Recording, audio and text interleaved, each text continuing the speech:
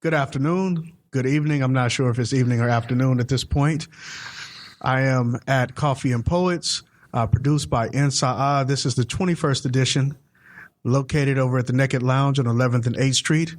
I am honored today to actually have the opportunity to interview one of my favorite poets, Coon The Poet, who is an award-winning spoken word artist. He's a youth advocate and mentor. He's a touring poet. He's been part of multiple groups in terms of poetry, but he's done so much for the poetry community. I believe he has some stuff out there on Spotify and some other stuff out there as well. But he's one of my favorite poets, not just because of the quality of the work that he does, but the heart and the spirit and the soul that he brings to the occasion. So as we go through the interview today, I'm sure you're going to see a lot of the things that I've seen in Coon from the times that I've met him and worked with him and ate Zachary's pizza with the brother. Right on. That was some good pizza, by the way. Good pizza. Real good pizza.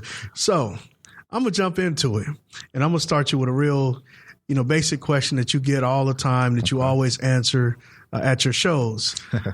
Let's talk about the name Coon. Let's talk about the name Coon. Because, today, there's a lot of things happening in society, and where, people have been out of shape over racism and all kinds of things and really sensitive, right? Yeah. And I believe even in the Zimmer trial, they were arguing about whether or not he called him a coon or what he called him and the derogatory nature of that name. So I'm going to let you speak on that. Okay. So how I do want to kind of address it is, first of all, I'm going to ask your definition of coon. Ooh. If that's cool. And I know I just reflected it and put it right back on you, but you try to run tricks on the person doing the interview. I am Sean King, your intervieer, by the way, because I don't believe we got that in there. For me, Coon has historical references. Okay. Obviously, it's derogatory. It goes back, has the historical context. But like all things, language is fluid for me. Yes, sir. And so before I met you, Coon was 100% derogatory. Now I'm a little more on the fence. Okay. Definitely not in your case, but I want you to go ahead and explain it for me. So for me, and I appreciate that definition. I believe that's also a lot of individuals' definition. My definition is family. Coon means family for me. It also means legacy. Okay. So it's my last name. Okay. For those who haven't gotten it. And of course, I know it has raised a lot of eyebrows, especially traveling all the way to the East Coast, which is actually part of the South. In Maryland, there was some people that was offended. That offense caused them to be curious too. Okay. It caused them to actually ask me to come out and perform.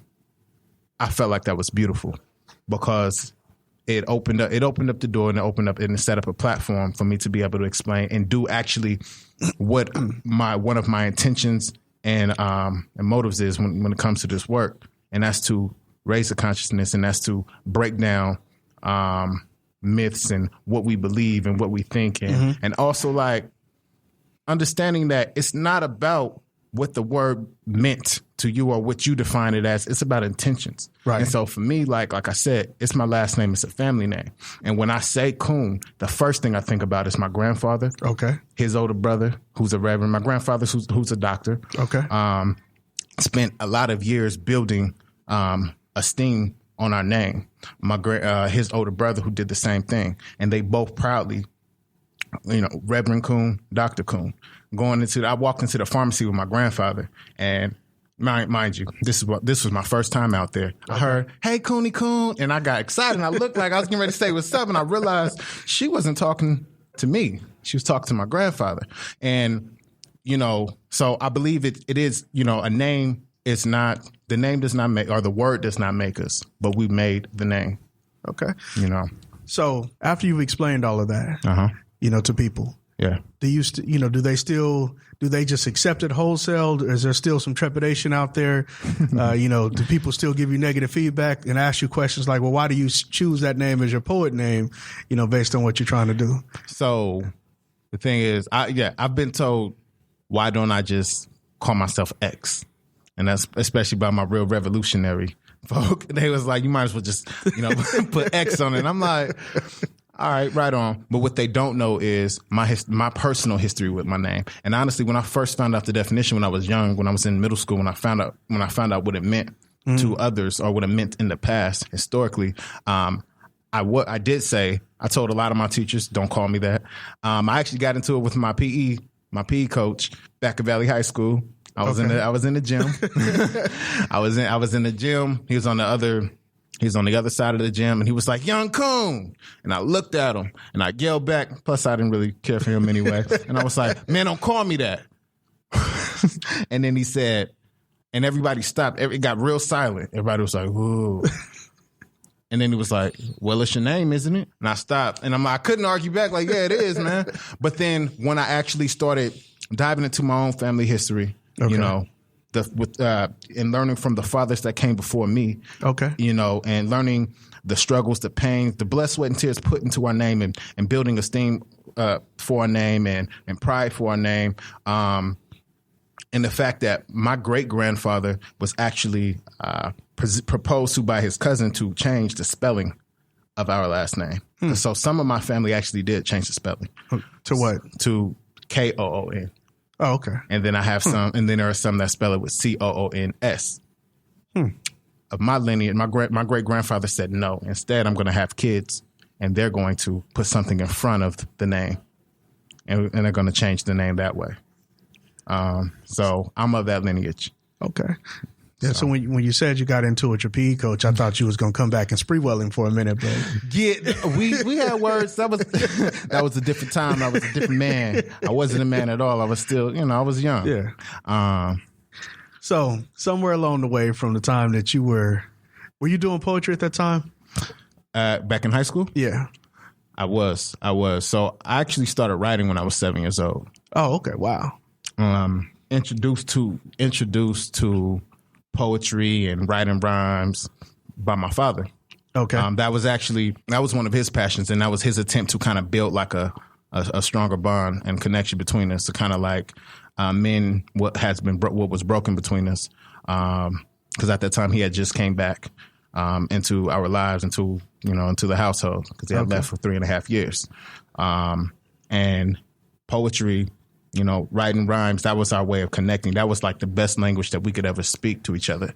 Even when I didn't understand him, he didn't understand me. When we started putting rhymes together and started creating, we spoke the same language and we understood each other. And even now, like, even if we don't say anything to each other, it's like when we start, I'll start rhyming, or I'll start reciting a piece, and I watch his eyes open up, and we'll start connecting in that way. And the fact of the matter is, what I'm doing, it was my father's dream. Okay. And it's like I said, as legacy, this is something I'm carrying for him, because his dream was kind of stifled. It wasn't supported.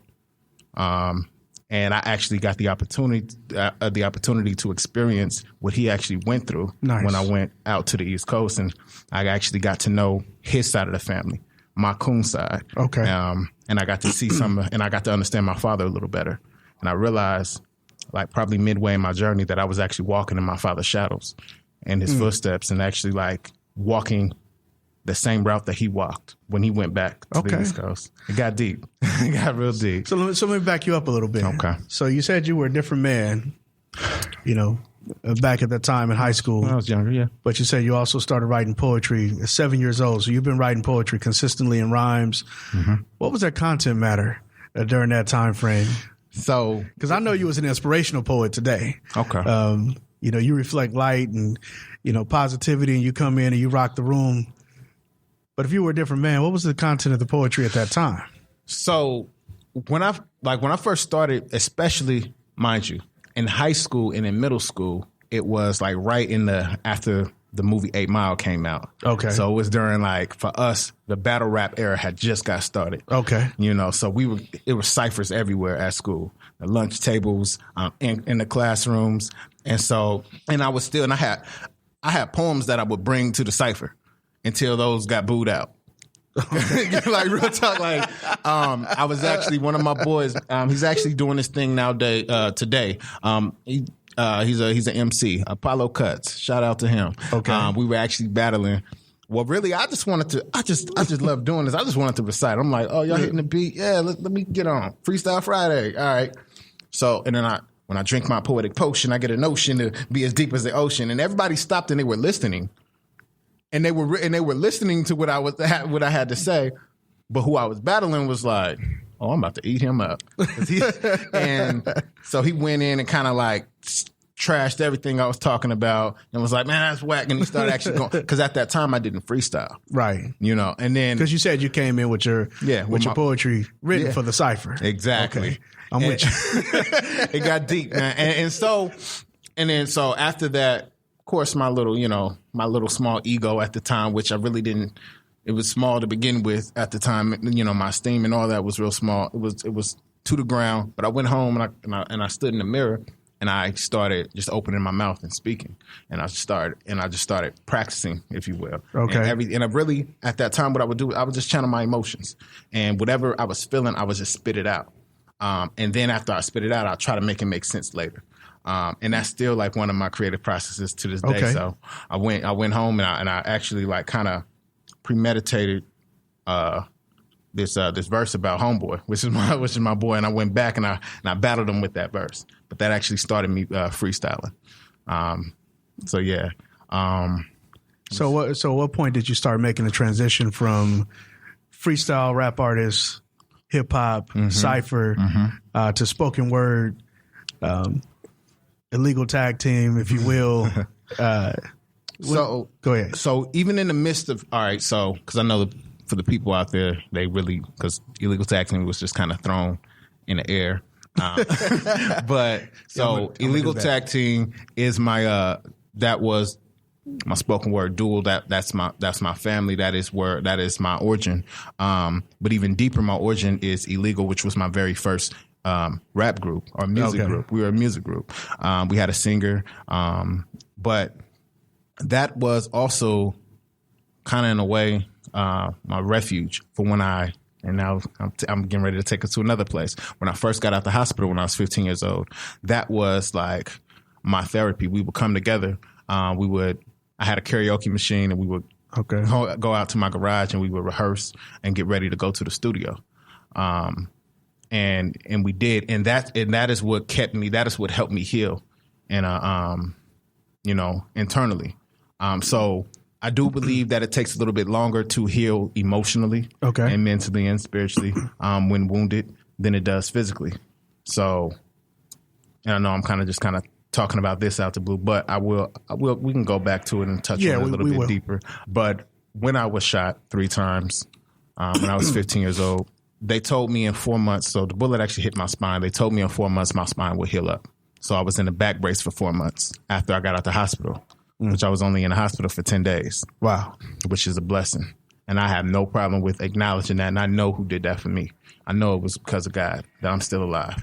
4 months healing, my spine in place and with a back brace to hold my spine in place.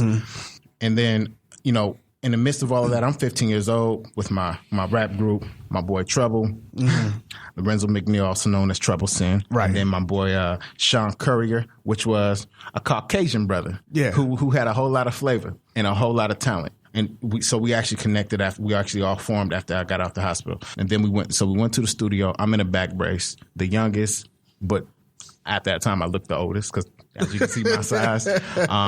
And I was also, so one of the bullets actually punctured and penetrated my lung. So I had a breathing apparatus while I'm in the studio. And for those who've actually been in the studio and actually like had to lay a verse down to a beat, it's timed. Right. And it takes a lot of breath. It takes a lot of lung capacity. I had a punctured lung. So I'm in the studio. Wow. And I'm going in and I'm pushing out all my pain. I'm pushing out all my hurt. I'm pushing out everything. That very first album mixtape that we recorded, the majority of the songs were my original songs, and they were all very heartfelt and very, if you will, kind of dark, because I was coming out of a place where I thought I was going to die. Right. I almost died. There were some songs on there by the name of Letter to My Loved Ones, talking about pretty much if I go tomorrow, this is what I want to tell you.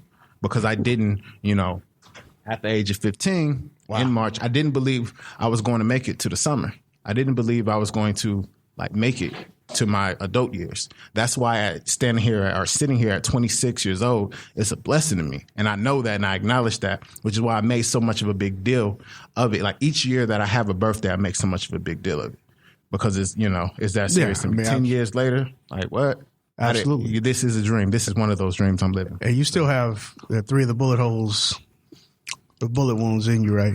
I do have the bullet wounds. I have the very first bullet still it's actually in my arm now. That was a bullet that actually it hit my back. I went through the left side of my back, hit my spine, ricocheted off my spine and hit my right lung. While I was in the hospital, that bullet was lodged in my armpit.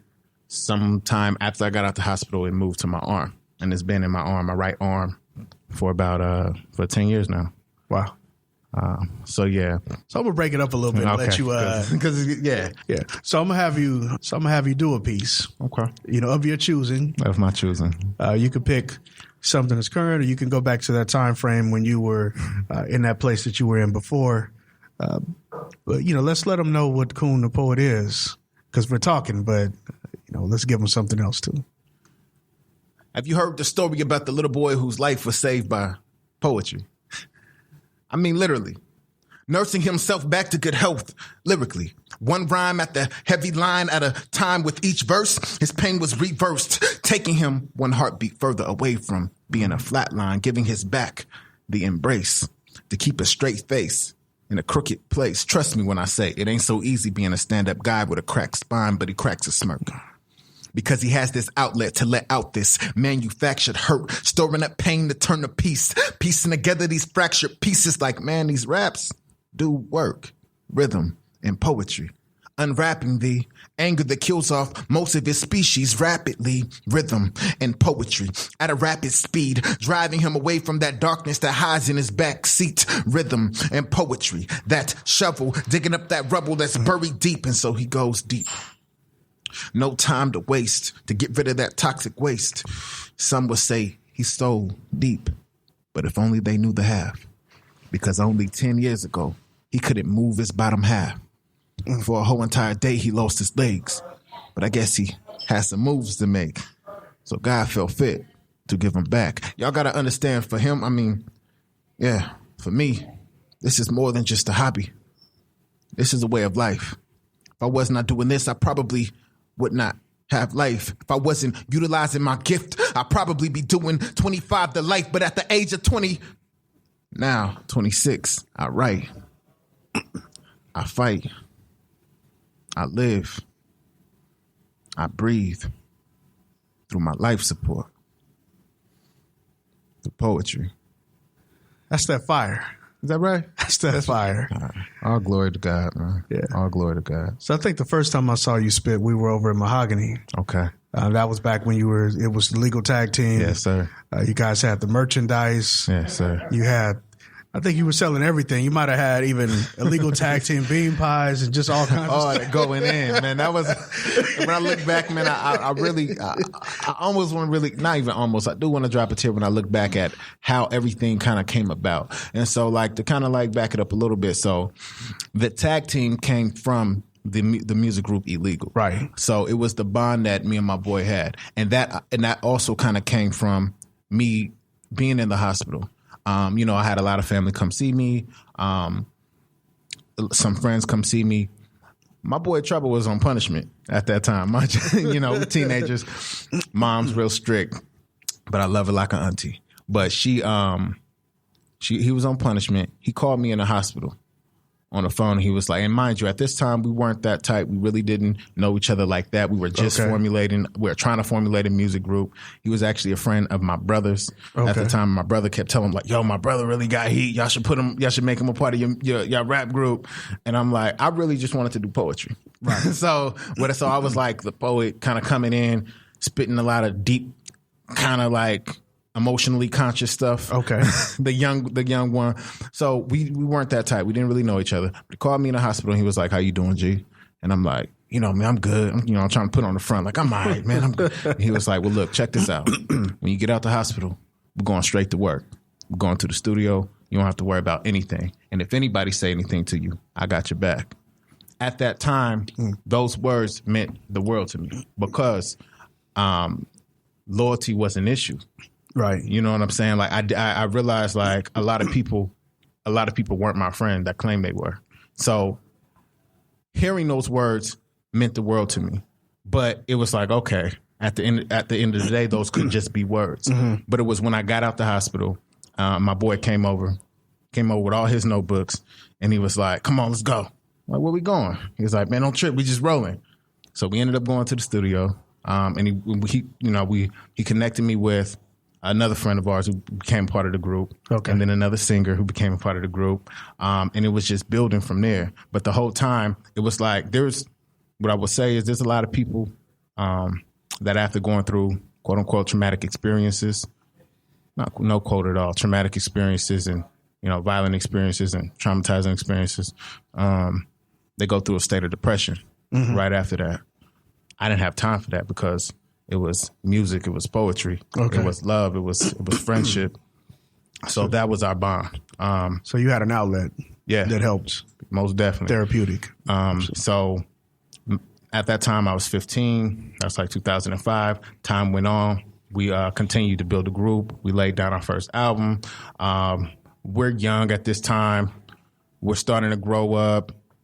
So the group began to kind of like, everybody started making decisions like, I don't know what I want to do when I'm finished growing up. Like, I don't know if I really want to pursue this. I knew, because this is one of the things that saved my life. I knew that I wanted, I didn't care in what capacity. I knew that I would be doing this as an old man. That's what I knew.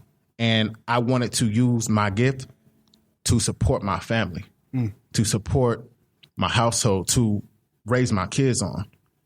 That's what I always knew. And I knew that was just in my heart. So me and Trouble, we kept pushing with it. While we weren't like out hanging out, we'd be on the light rail, and we would like merge some of our verses, and they would sound very spoken word like. Right. And especially when it came to ladies. That would be an opening conversation. Yeah, Lawrence is like, I was waiting on you to touch on that because I heard some of your.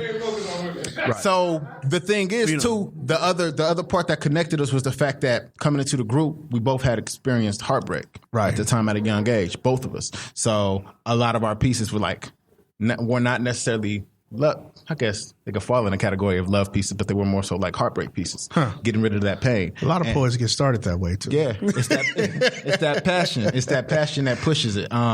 So we would do those, so we would like recite some of those verses out and about for whatever lucky lady walked by and caught our eyes. So just randomly, just walk up to her, and instead of giving her a rose or something, you just like it was like you telling her about your heartbreak. I mean, it don't sound romantic. But see, the way it was, because it was all about delivery, and a lot of times my boy would be, Trouble would be like, "Hey, do you like poetry?"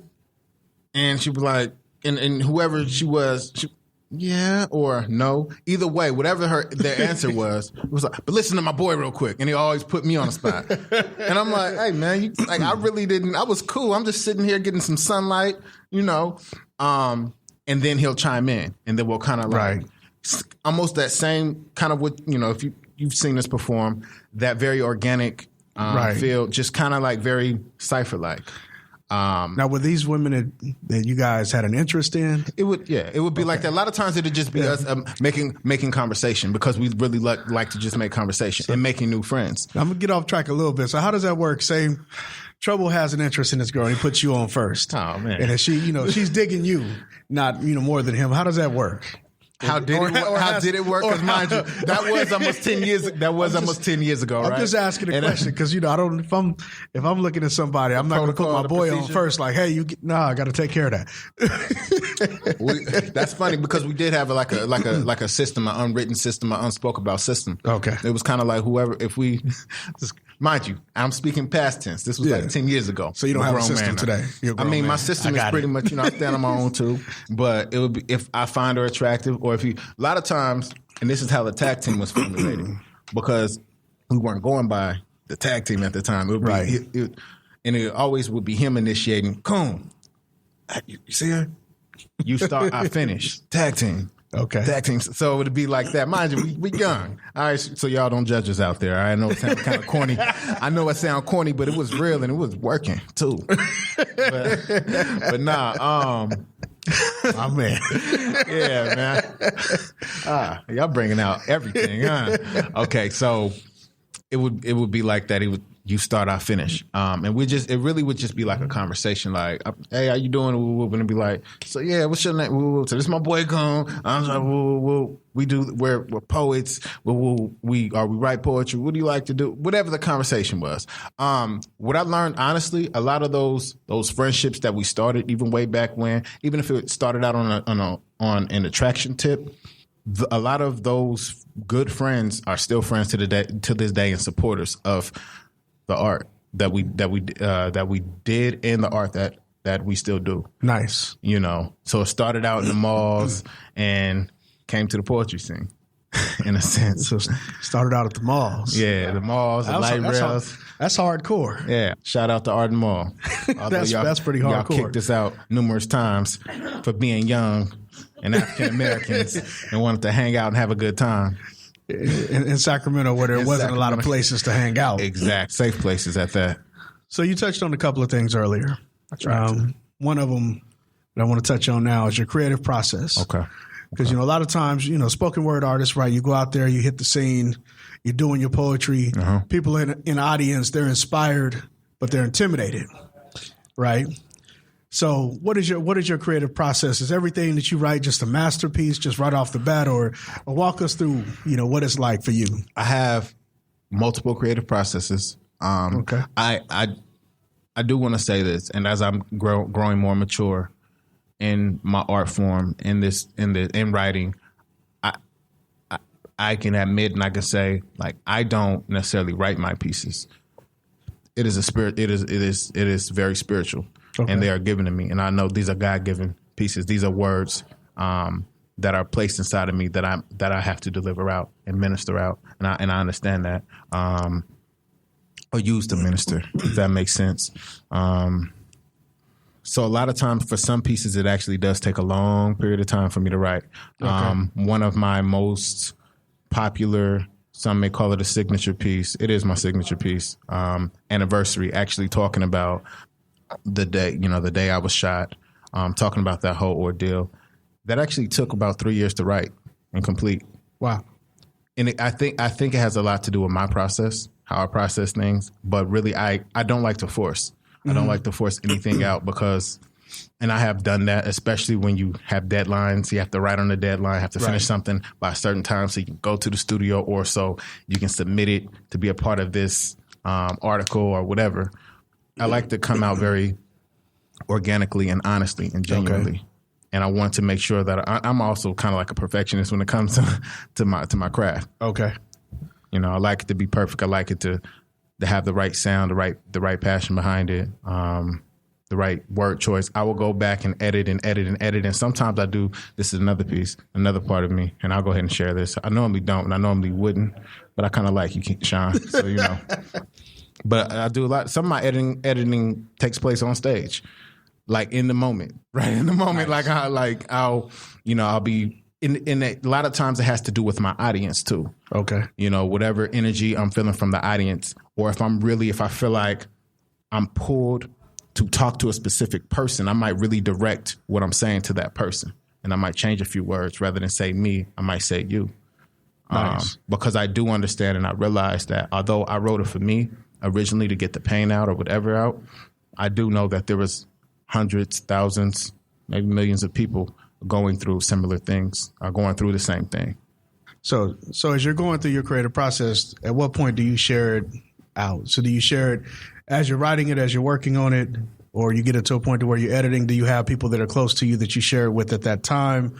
Or do you hold on to it? Another one of my processes, I stated earlier that I went into the mirror when I was young and I was just like spitting words out. I still do that. Okay. I'll stand into the mirror and I'll look at myself and and by the way, for everybody that can't see him, he's looking sharp. He definitely got dressed up for you today. So I did. I thought this was going to be like a live filming. I'm really like, I don't know why my appearance was brought up. You were talking about a mirror. The mirror. Usually. Okay, so that's, I don't want to, okay. A lot of times I don't even have clothes on. Anyway. It gets, because you're going to edit that, right?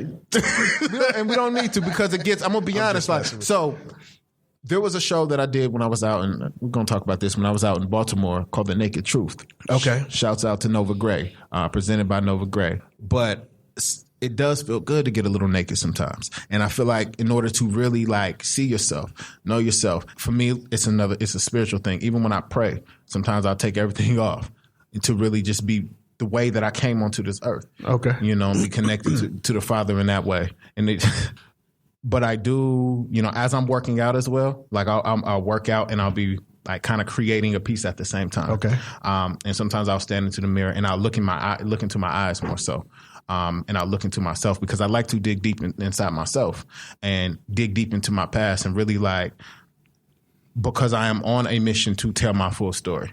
And I do, as you can kind of see how this conversation is going, I do like give bits and pieces and increments, and like randomly I'll start in a random place, however I'm feeling at the time. That's true. That's real. That's real. Yeah. So that's one of my processes. I'll start freestyling first. Okay. You got a freestyle ready for us now?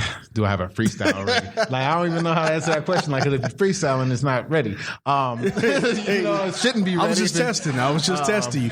But, you know, a lot of people don't really freestyle anymore. They call it freestyle. So, you know, you can tell it's exactly. a well-rehearsed freestyle. Exactly. And so, honestly, the point to it is really to get out the real. And a lot of people, because we live in a judgmental society now, that's something else I wanted to touch on. The reason why, like, because I understand that poetry chose me and I also chose it. The reason why, like, I loved it so much is because I felt like, of course, you know, I was judged a lot, as a lot of us are, especially with this melanin, especially with my size, judged a lot, especially with the hard stare that I have on my face, the hard look or whatever. But poetry was a way where I could speak my truth, judge free. In a safe environment. Well, it started out that way. I'll say that. I'll say it started out that way. And I loved it because of that. I was able to explain myself when my teacher gave me the floor every Friday. Shouts out to Miss Harlan at Valley High School, 9th grade. Not your PE teacher. No. This was actually one of the ladies that I did butt heads with her at first. Okay. And then when she found out that I wrote poetry in 9th grade, she called my mom and was like, I have a poet laureate in my class. At that time, I didn't know what a poet laureate was. And I was like, it sounds nice. Is that what you want to call me? Okay. But then she gave me the floor every Friday to recite a new poem. And I did that. And it helped the kids in the classroom kind of understand me, because I was kind of quiet. I would be quiet. That was then? That was. Are you still that way now? Which way? It's quiet.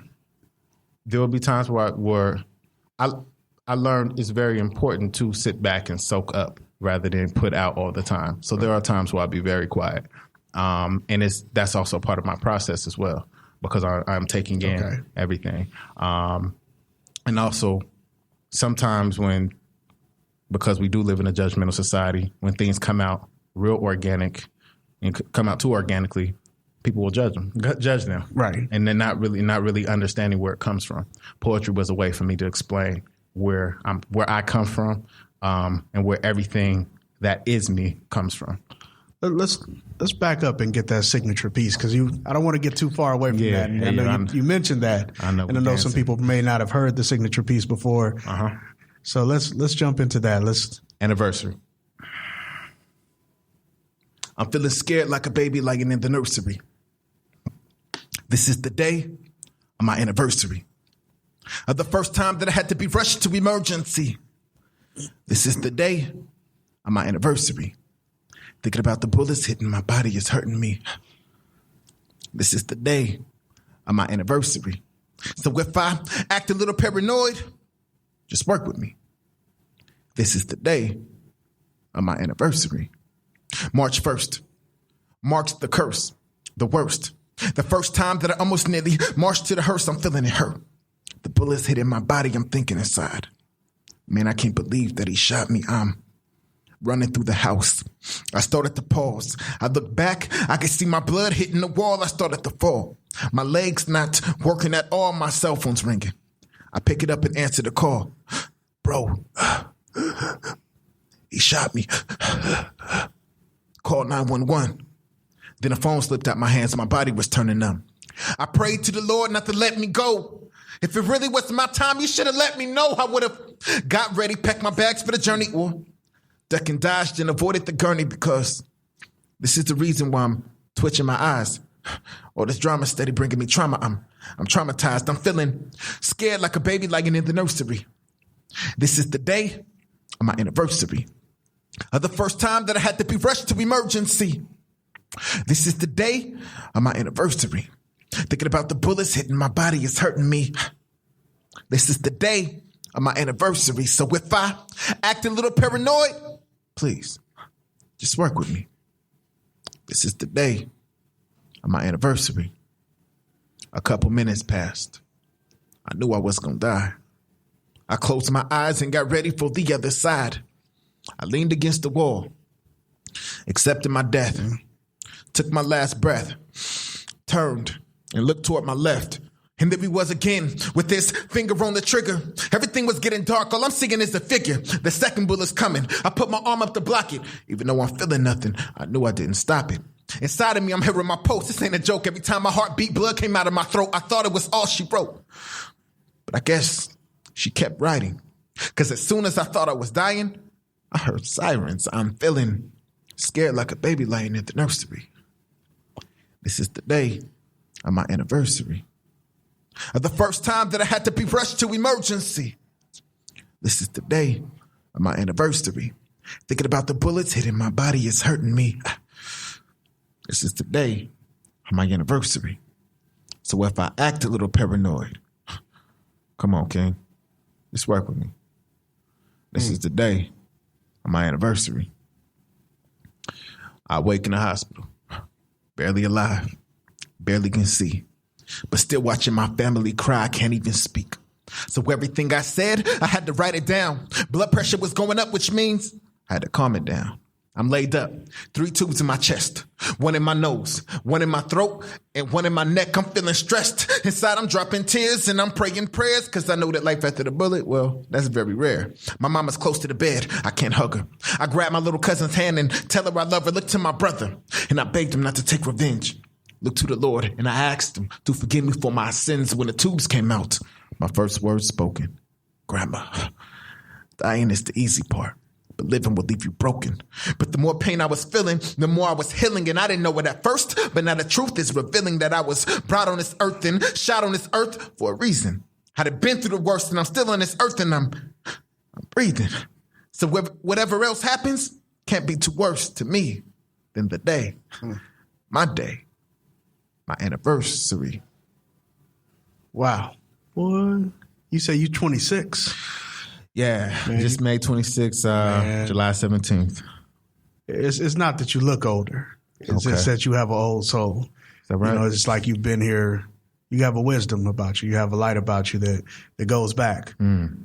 So now you were recently touring around the country doing poetry, right? I was. Now- West coast to coast, West Okay. Coast to the East Coast. So in Sacramento, obviously you made a name for yourself, you know, well respected, well loved. People come out to see you. Really? So what's it like when you leave Sacramento and you go somewhere where people maybe haven't heard of you? You know. So first and foremost, the whole entire tour in itself was a journey. It was more than just the poetry aspect. It was really me clearing some of the negativity from, like, you know, when you're in a place for so long, there's just so much that you kind of collect. And so the drive in itself. So I did get into my car by myself, me and God. I will say that. And I drove 3,000 miles, but it wasn't just a straight shot. I went from here to Salt Lake City, and my whole mindset was to each state that I step into, I'm going to explore it, because I never had the opportunity to do so. Salt Lake, huh? Okay. So I'm going to explore everything. I'm going to find a poetry scene. If they don't have one, I'm gonna try to inspire somebody to create one. That was my mission. It was on that tip. I'll go to a random bar, and as long as they have a microphone. So you go to a karaoke spot and just take it over for poetry. I don't even need the music. Can I share my heart? It's, that was okay. That was where I was at, and that was a part of my journey as well. Okay. Salt Lake City was a place, so I needed my rest. So I drove 12 hours from here to Salt Lake City. Okay. Stopped in Salt Lake City. I was like, oh, it's pretty here. Yeah. Let me explore a little bit. It was early in the morning when I got there. I was like, let me explore. Got a room later on that night, got out, did some driving around, realized, maybe this ain't the place for me. Like, I was one of the only ones with my skin tone. As a matter of fact, I was the only one. I didn't see anybody else at all, and they have never seen nothing else that looked like me ever. Yeah. It was fun though. It was great, just because I love interacting with people. I've been through Salt Lake City, so it's a snowy place. I'll call it that. Yeah, very snowy. A lot of salt, a lot of salt in the lake, man. But even then, and so like, kind of going back to my family, also to who my grandfather is. He. And the fathers that came before me. So it's kind of like, and I didn't realize this till I got like halfway through my journey, but it's kind of like a rite of passage for the men in my family to drive cross country. My grandfather was in the Air Force, and he drove back and forth from California to Pittsburgh, Maryland, all that, all the way to the East Coast. So back and forth from the West Coast to the East Coast. My father did the same while he was in the Army. Matter of fact, I was actually born in Sharon, Pennsylvania, which is about I was going to ask you about that. Yeah. Could you see that on my Facebook page? Yeah, I've seen it. I do my research. I see you. Right on, man. So I was actually born out there on a military base, which is Sharon is about maybe like an hour away from Pittsburgh. My grandfather and all his siblings were actually born in the Pittsburgh area. Okay, a small town called Clarendon. I was born on a military base out there, and then when I was about 6 months, my mom, my dad, myself, and my older brother drove to California, where my mom is from. And so, like, I did that trip before as a baby. It was like, so I did that ride before. So it was almost like I need to reconnect. Almost in the sense, it was a spiritual thing to do that drive again, but this time to do it by myself and kind to allow God to take care of me. And that's what happened, especially in Salt Lake City. Especially in Salt Lake City. The reason why I said that is because, when you step out on faith, and you start your journey, every hero that has their journey will go through tests. So there were a few like trials and tests that I did come up against. Just small things. I did get pulled over by the police in Salt Lake City. Oh, interesting. Very interesting. It was actually speeding. That's what they told me. But then he actually admitted that it was a speed trap. Yeah. And so I'm like, okay, but it was like a 65. I was going 75 and a 65. Yeah. It was 75, and then it went down real quick. And at that time, I was just like excited to get back on the road. I had my music up. So you were leaving Salt Lake at that time? I was leaving. Oh, okay. I understand. I was getting out of there. It was peaceful, though. I got my rest. I got the rest that I needed. I stayed there for 2 days to rest. Okay. But I was leaving. The reason why I was so excited is because I went to the gas station after I checked out of my room, and I was on E. I went to the gas station. I had collected a lot of money from support of my city, loved ones, family, fellow artists. Shouts out to S.A.Y.S.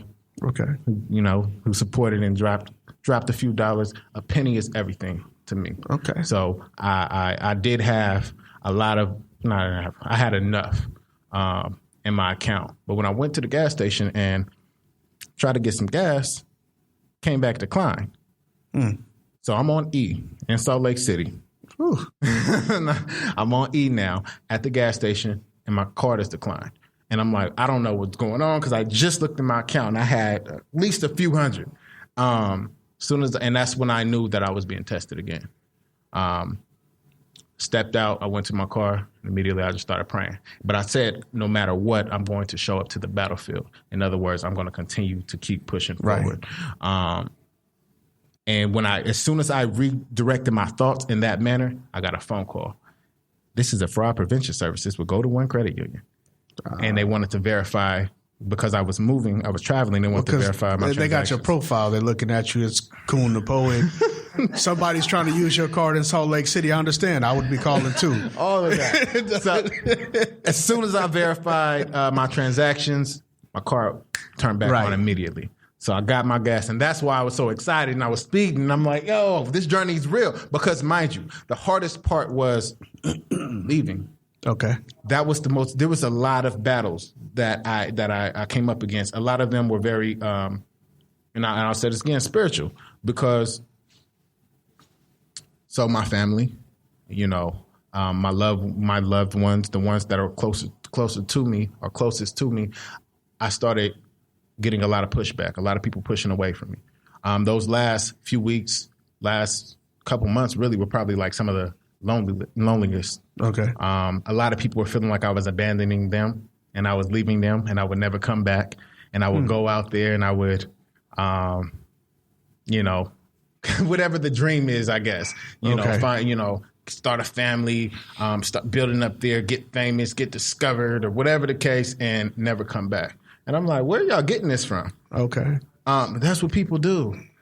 And I'm hearing this from multiple people, not just like one person in particular. So did you consider not coming back?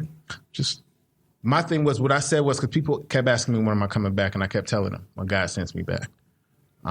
Okay. But my thing was, I knew I had to come back to help build. Right. Because I'm like, listen, because I had a lot of love. I have a lot of love for my city, for Sacramento.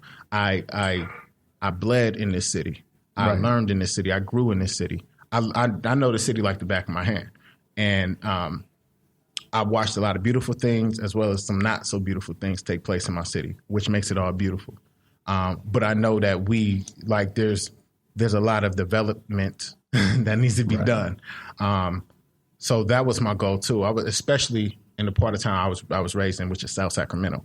My goal was to go to the East Coast, to where I heard the culture is real thick. Right. There, to soak up a lot of wisdom, a lot of game, and bring it back. That was my intentions. Right. And I kept telling people, I'm gonna come back. I didn't know when though. Okay. That was my thing.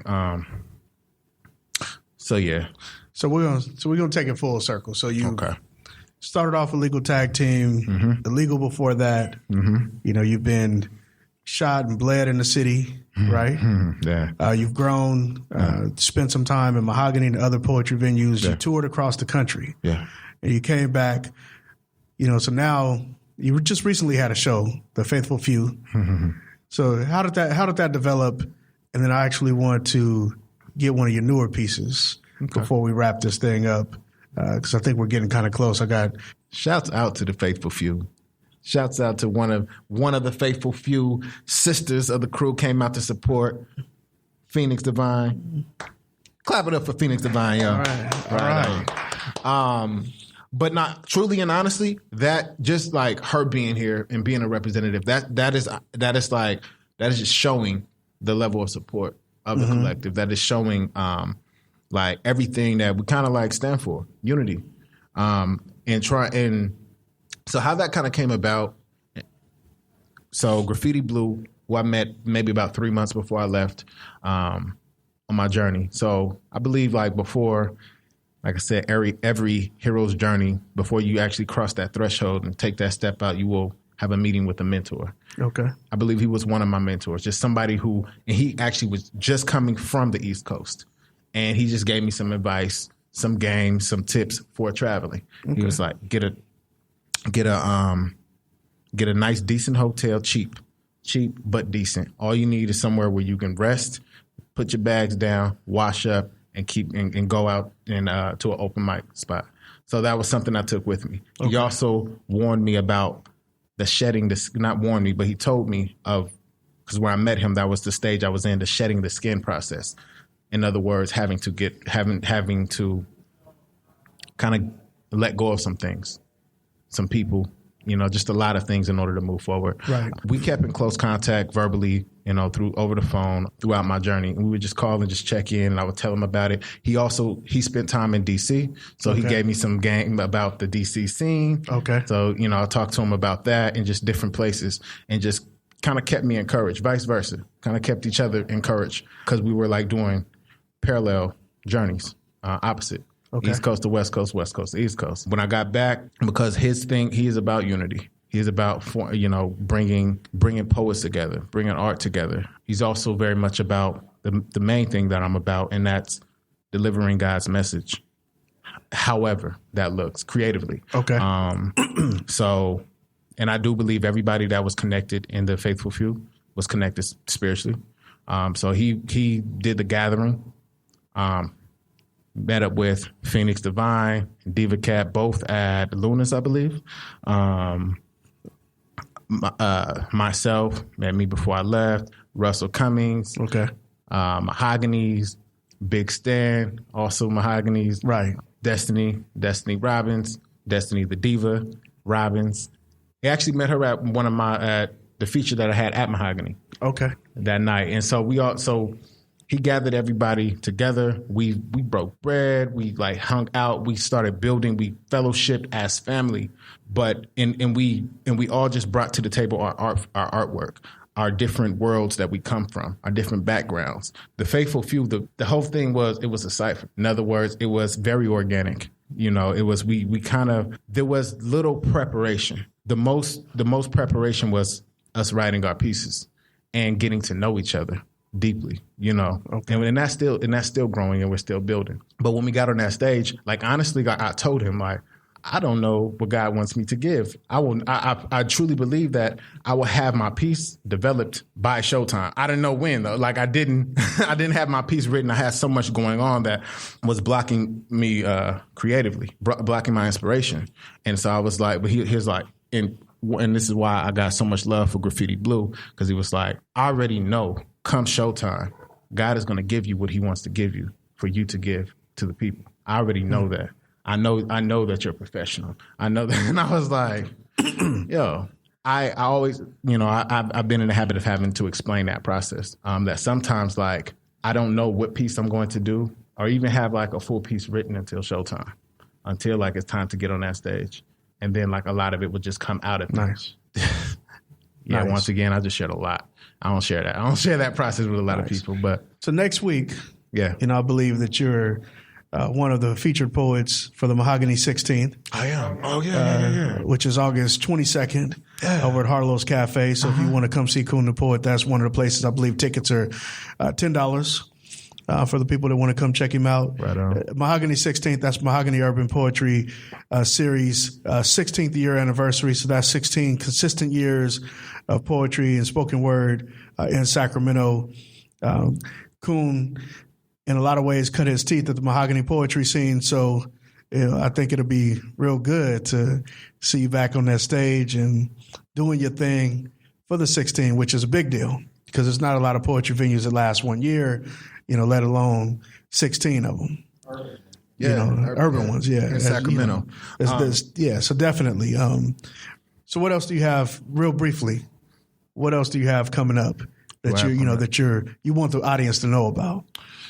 I will actually, I believe I'll be at the Jammin' on the Delta September 8th. Okay. I'm currently, and this is also what I came back for to do is I'm working on my book. Okay. So it's a poetic documentation of my journey.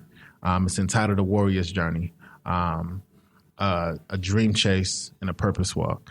And so I will be documenting my journey, poetically with pieces and that kind of thing. It is almost finished up. I'm looking toward, because I don't want to rush it. Like I said, I don't like to rush my work and just put something out to put something out. I want to do it the proper way, right? And actually find a great publisher or publishing company. But I'm looking toward the end of the year. Okay. If not December-ish, then the beginning of the year, 2016. So that will be entitled A Warrior's Journey. And I'm also working on my audio project, my album, which will be entitled Pain to Power. Nice. So I actually started recording that with a real great, awesome, dope producer by the name of Maurice Carroll out there in Baltimore. I have about 5 tracks recorded. And he put the instrumental around it, and it's beautiful. A lot of the tracks are beautiful. It tells a story. Great producer and engineer to work with. I'm going to finish the other half of the album out here with a few producer friends of mine. So y'all keep your eyes and your ears open. But I do want to leave with this. So for me, this is deeper than poetry and is way bigger than me. This is God's work. It is. This is this being Sacramento. It's time to build. I started this work as a teenager that was healing, that was rehabilitating from pain and all that kind of stuff. There's a lot of hurt young people out there, and that also goes into why I do the work that I do in the school districts and with young people, and especially on my side of town and other parts of town, other cities or other areas like Del Paso Heights and wherever. There's a lot of shootings, killings, and young people dying out here right now. That was another reason why I came back to kind of help with my youth ministry as well. So one of my big goals is to build up my art center, and I am going to be reaching out to all my brothers and sisters in the poetry community and to do so. I'm looking toward the South area, the part of town that raised me. And so, because right now we need a safe place. Those young people need a safe place where they, especially the young artists like myself, that you probably wouldn't even know they were artistic because of so many other distractions around them. But I believe if we had that safe place, if they had that safe place to create, they'll be able to flap their wings a little bit stronger. So that's one of my goals out here. Nice. I think we've ran out of time. I got my man looking at me. Brother, it's been a pleasure spending the afternoon with Coon the Poet. Yeah. Spoken word artist, hip hop, freestyle artist, cipher, extraordinaire. World traveling poet. Actually, I sent you their information, so Yes. Shouts out to Sean King, big brother in the game, an advisor and mentor as well. I appreciate you, brother.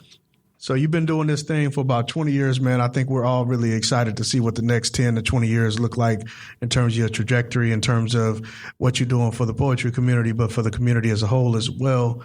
Man, we're just really looking forward to seeing your star continue to shine, because every time I see you on that stage, that's the one thing I notice is the light. I see the light, that comes from you every time you hit the stage. So I really appreciate you taking the time to spend with us this afternoon over here at the Naked Lounge. Over on 11th and H. Come by here and get some food or some beverages or some snacks anytime, because I'm sure they would appreciate the business. And I think that's our time. All right, over and out. All right. Y'all be blessed. Peace. God bless. Peace.